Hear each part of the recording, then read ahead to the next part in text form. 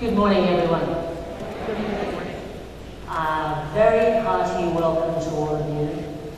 Delighted to see some old friends and delighted to make some new ones.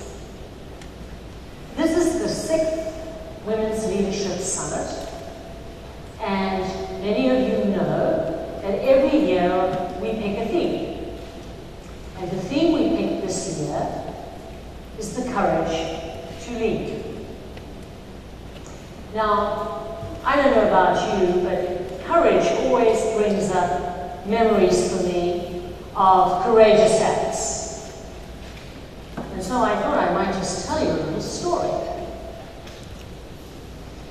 My mother had a thing about golf umbrellas, and I had a thing about elephants.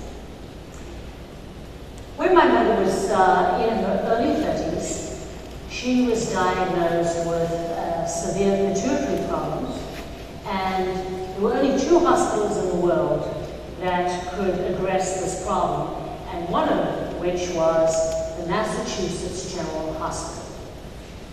And so they solved her problem, somewhat temporarily, and she lived on borrowed time for 25 years.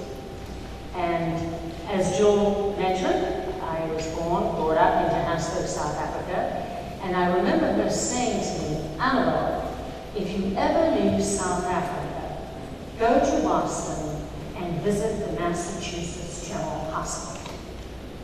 Now, I came to Boston many years after she died, so I'm sure she's happy with my mom. I'm here in Boston. But fortunately, I've not had the opportunity yet of visiting the Massachusetts General Hospital. And I'm sure she will excuse me for that. So, that is the background to my story. We always used to go on very exotic trips when I was a child. And for whatever reason, there was always some dramatic turn of events. So this particular year, my parents had been sailing, and we decided, or they decided, we were going to go to a private game reserve. And part of the private game reserve experience was actually to walk in the bush. And on this particular day, we walked in the bush. There was a whole group of us, I'd say about a dozen. I'd say I was maybe 9 years old. There were 3 sort of doting honeymoon couples sort of gazing at one another. And there were 2 rather bored teenagers. And we were heading for a waterhole. And we were going to observe, guess what? Elephants. And in the front of this troop was a white man with a large elephant gun. And at the back of this troop was a black man with a smaller gun. And I thought, walking through the bush, I was thinking to myself, this is really rather interesting. The man at the front is safe, the man at the back is safe. Well, what about the rest of us walking in the middle? Anyway, so we came to this hut, and it was just a wooden hut. It was just a sort of a lean-to with a hole in it, and we all stood there, and we were told, silence, put away your cameras, which of course everybody was disappointed because they had come to take photos. But of course you didn't want to make a noise. And so we stood there for quite a long while, and after a while, a herd of elephants arrived. So of course, success. And everybody stood and we gaped at these elephants. And I don't know if any of you have been to Africa or if you've seen an African elephant, but man, they're big. They are big. So here I was, standing in this little hut, and we were watching these elephants. And the white man with the big elephant gun had put it on a tripod, and I thought, well, there were at least 10 or 12 elephants. This gun is going to protect a dozen of us. Oh, that's quite interesting. Anyway, so there we were, and all of a sudden, this elephant started to move its trunk. Huge elephant, and his ears were flapping. And I said, man, I wonder how this one's going to work out. Here we are in this little wooden hut. Anyhow, I could see the white man was getting rather fidgety. And after a while, he said, I don't like the look of this. I thought, well, that's very helpful. I don't either. were told to keep absolute dead silence, and this elephant, there must have been a change of wind or something like this. This elephant's ears started to flap and he started to move towards the hut. We were supposed to give him the reeds, but I wasn't counting on that. The white man suddenly said, I think we need to get out of here. Everybody sort of woke up a little bit, and he said, but be very quiet, because if we make any movement, any noise, the elephant's onto us. So we were told that we had to tiptoe backwards through the bush. Now, it had taken us a good 20-30 minutes to get down there, but we had to sort of back out of the hut. It wasn't as if we were all going to turn around and say, so long, elephant, we're going. We had to sort of go surreptitiously.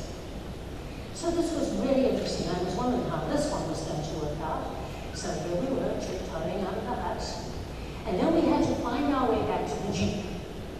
Now, I have no idea to this day why it took hours to get back to the Jeep, but somehow we went another route. I have no idea. And so the black man with the gun was tiptoeing first, and then everybody else was tiptoeing behind. As soon as there was a clearance, people turned, and of course, booted. Now I want to tell you what was really interesting. The men were gone. Gone. As fast as their legs could carry them. And the women were sort of going through the bushes, you know.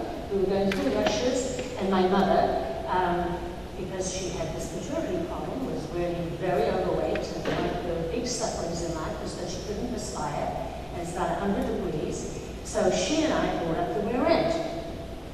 And she kept on saying, Annabel, go ahead, I'll be all right. And she had a golf umbrella, and I said, no, even the golf umbrella won't help you, Mom. We just really have to, really tiptoe.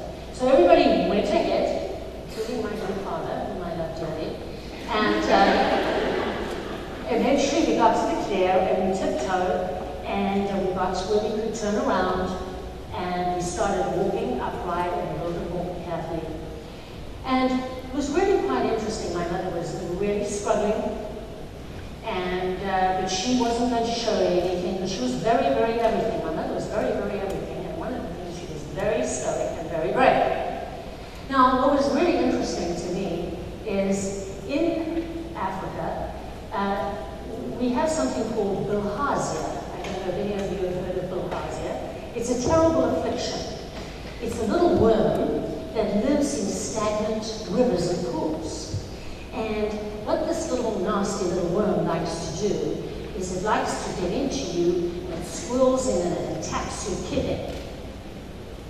We don't have very friendly insects in Africa.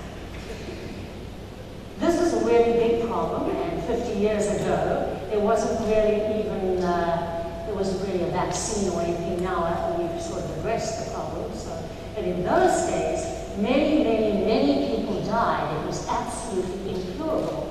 And it would cause great kidney problems, you know, you would pass blood and so on. And in the midst of all of this, as we were trying to get back to the Jeep, in the heat, we had to cross this water. And I will never forget, all of a sudden, with one arm, my mother whipped me up, threw me over her shoulder, and I was 9, I was nearly as tall as she was, and she said, I will never let you get bilharzia. And she carried me through the swim. Isn't that something? And I never forget that story.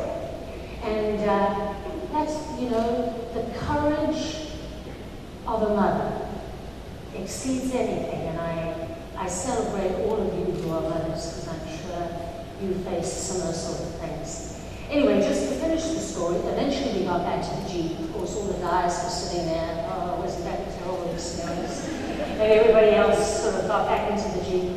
And I was thinking, honeymoon is over.